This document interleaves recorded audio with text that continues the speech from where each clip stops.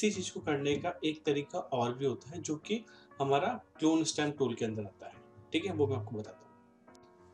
Clone stamp tool, ठीक है। अब देखिए क्लोन स्टैम्प टूल के लिए ज़रूरी नहीं है कि आप वैसे शॉर्ट साइड में जाएँ, आप सिंपली एस प्रेस कर सकते हैं और क्लोन स्टैम्प टूल सेलेक्ट हो जाएगा शॉर्टकट की मदद से, ठीक है। या फिर आप चाहें तो साइड में से भी चूज़ कर सकते हैं, ठीक है।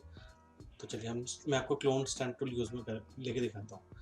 बस क्लोन स्टैम्प टूल यूज़ में लेते टाइम भी आपको वही चीज़ ध्यान रखनी है जो हमने हीलिंग ब्रश के टाइम ध्यान में रखी थी, कि ऐसा ना हो कि जैसे कि अगर मैं अभी देखिए कुछ भी काम करता हूँ, पहली बात तो कुछ काम करने कुछ लेगा ही नहीं है, ठीक है।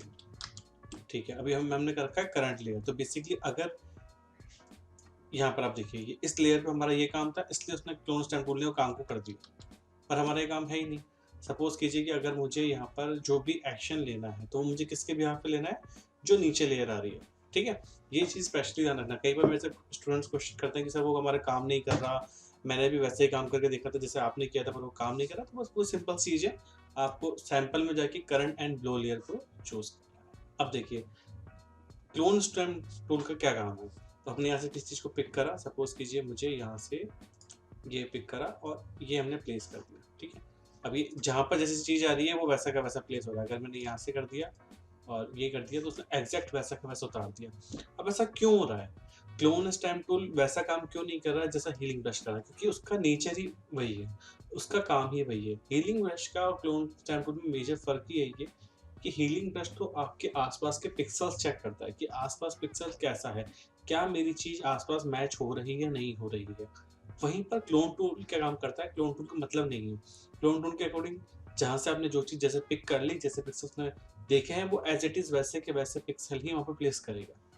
वो खुद की उसमें एआई स्मार्ट टेक्नोलॉजी नहीं लगाएगा, ठीक है? तो अब ये चीज़ तो हमारे लिए कब काम की हुई? हीलिंग ब्रश तो हमारा तब काम का हुआ जब हम उस चीज़ को लेके एग्ज़ैक्ट 100% श्योर नहीं है।